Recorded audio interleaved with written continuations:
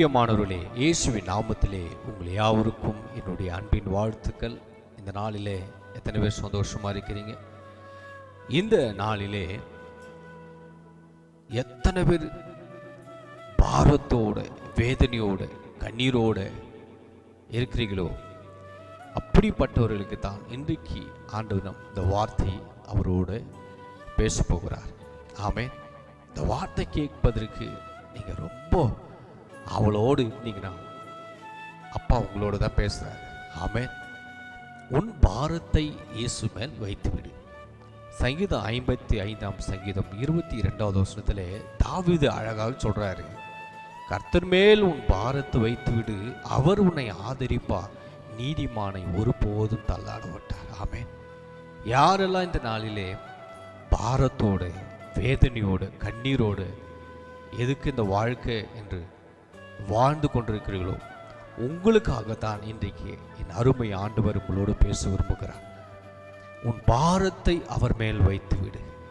உன் வாழ்க்கையில் என்னென்ன பாரம் இருக்கும் அதை இயேசு சாமி சொல்றாரு, என் மேல் அனைத்தையும் வைத்துவிடு, அவர் பார்த்து கொள்வார் என்று.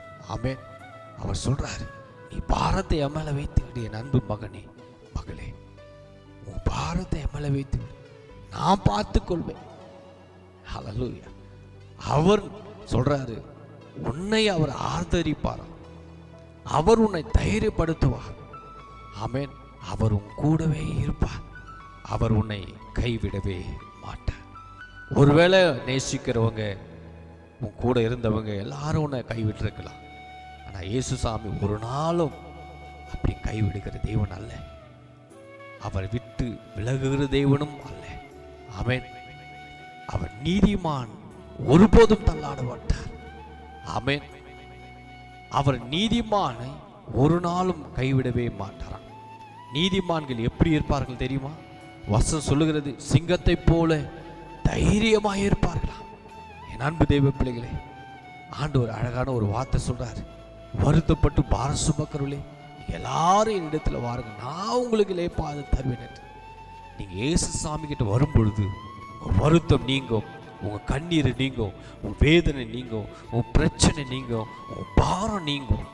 ஹல்லேலூயா. சந்தோஷமாக இருப்பீங்க, மகிழ்ச்சியா இருப்பீங்க. ஆமென். ஒருவேளை உங்க வாழ்க்கையில பிசாசானவன் குடும்பத்தில் என்னென்ன அழுத்தம் கொண்டு வந்தாலும் உங்க பாரத்தை இயேசு சாமி மேல வைங்க, இன்னைக்கு வைங்க. அப்பா உங்க வாழ்க்கையில பெரிய காரியங்களை செய்து உங்களை ஆசீர்வதித்து உங்களை உயர்த்துவார். என்ன பெரிய கடன் பிரச்சனை இருந்தாலும், என்ன பெரிய போராட்டம் இருந்தாலும் கவலையே படாதீங்க, எல்லாவற்றையும் ஆண்டவர் மேலே வைங்க, அப்பா பார்த்துக் கொள்வார். கர்த்தர் உங்களை ஆசீர்வதித்து உயர்த்துவார். God bless you. ஆமென்.